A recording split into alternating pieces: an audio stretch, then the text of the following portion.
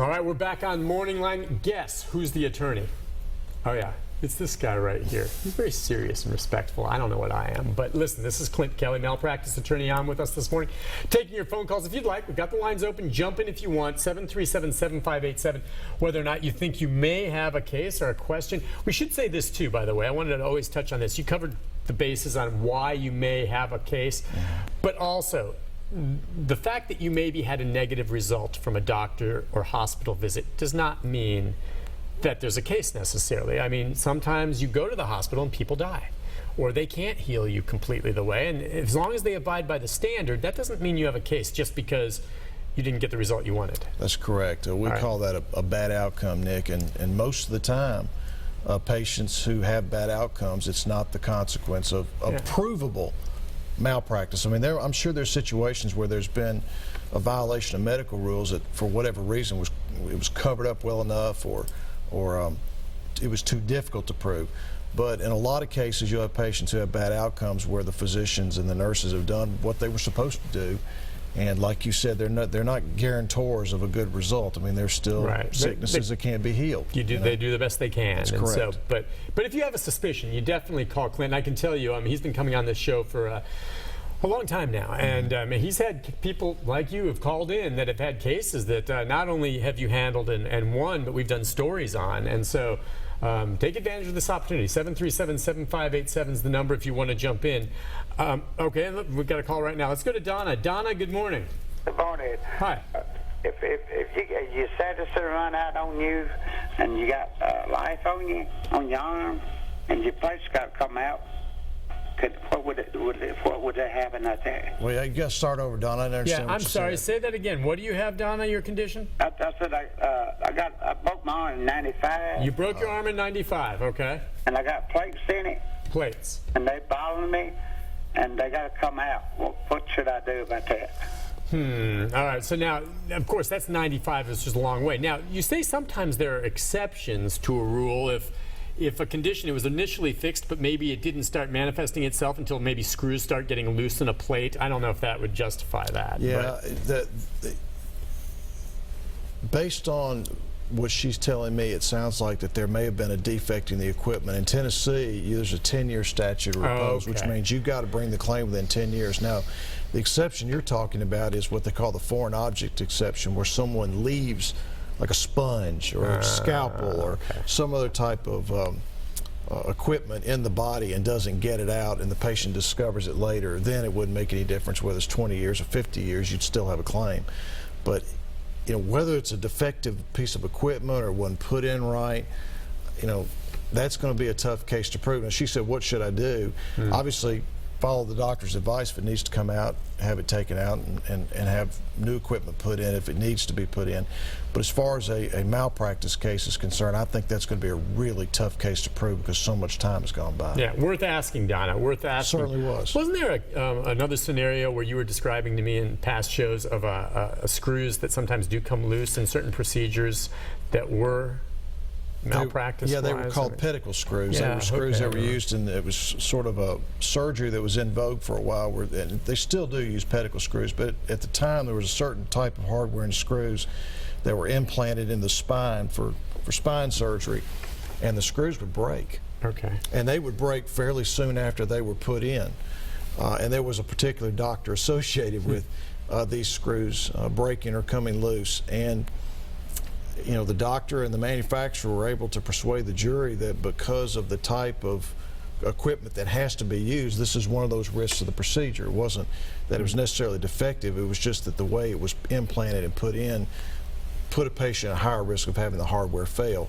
And a number of those cases were lost, and a lot of us just said we can't take them. Okay. And then they used a different type of pedicle screw and a different type of plates, or they call them cages, to secure the spine.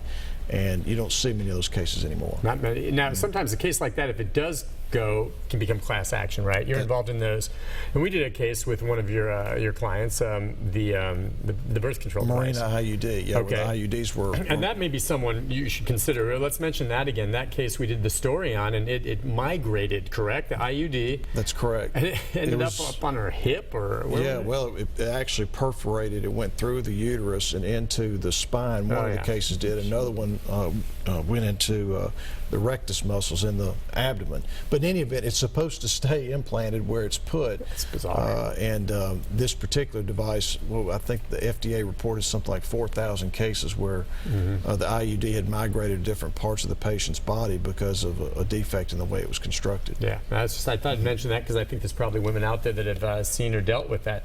All right, now Clint's always kind of following some of the trends and what's happening there. This one kind of, well, because like I said, all of you at some point are going to have a colonoscopy, male or female, all right? That's correct.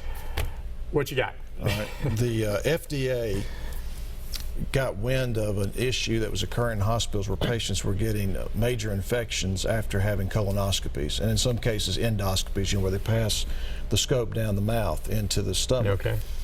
And what they found out was there was a machine that was made by a company called Custom. In there? Yeah, I've got the name here.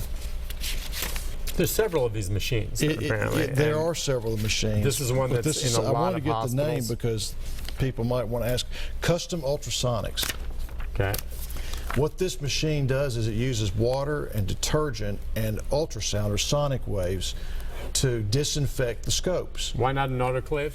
Because these machines, these scopes have cameras in them, and they'll melt if you put them in high heat. Okay. Olympus makes them. They're the prime maker of them. Okay. So you have to use a special type of cleanser so you don't damage the scope. Anyway, long story short, the scopes had a defect in them, some of them did, where they would trap tissue and bacteria where this particular type of disinfectant machine would not clean all the bacteria out, and therefore, there are a lot of bad bugs inside the intestines that can kill.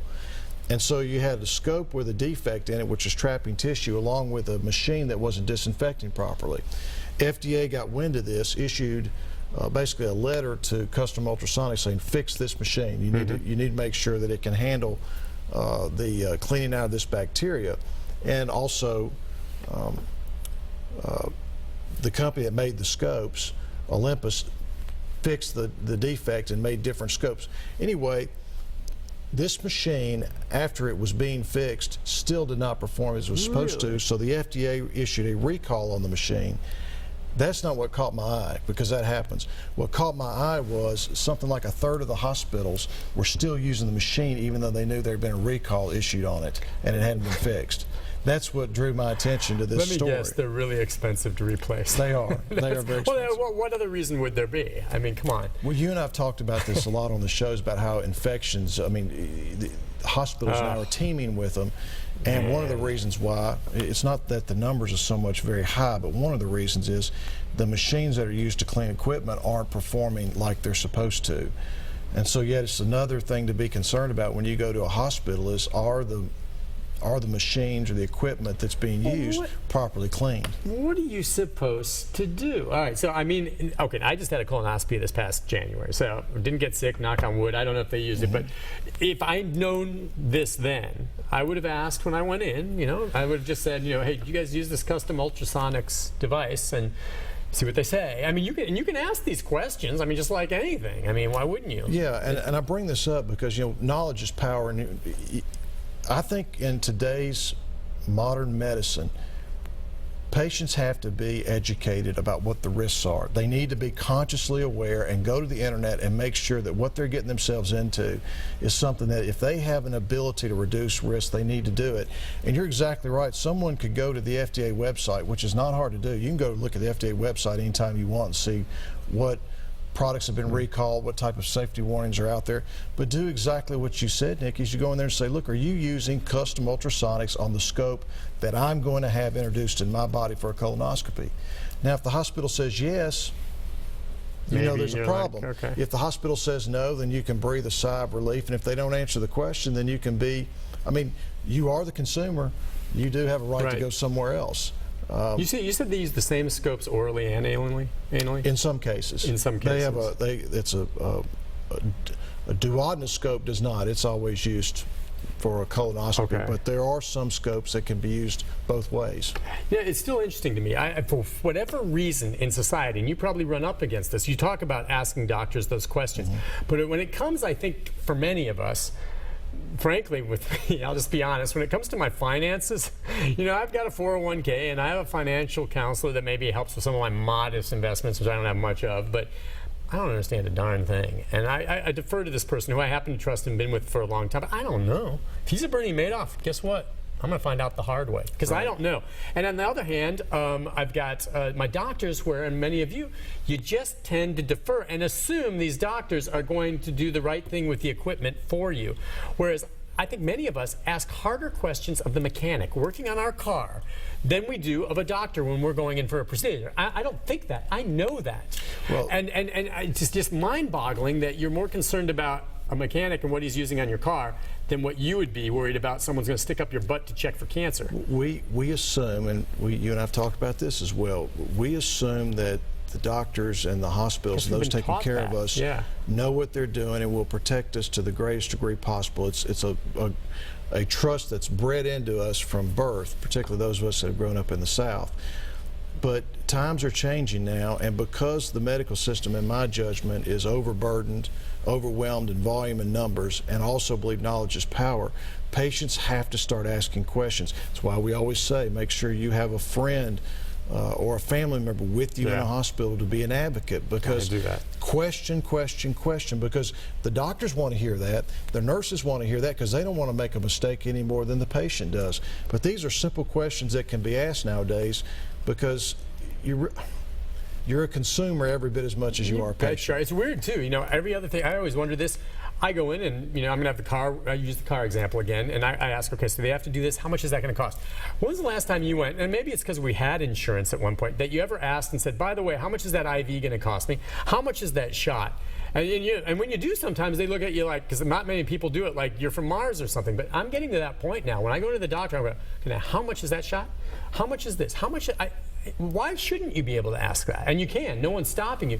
Whether they give you a straight answer right off the bat, I don't know. People simply just assume that they take what's given to them, Nick. Most people take what's given to them when it comes to the healthcare system. And they need to be, in my opinion, they need to be more of a consumer and be more aware of what's going on around them and ask difficult questions, because you deserve answers. You pay a lot of money for healthcare. Oh, listen, and sometimes you just accept where you go.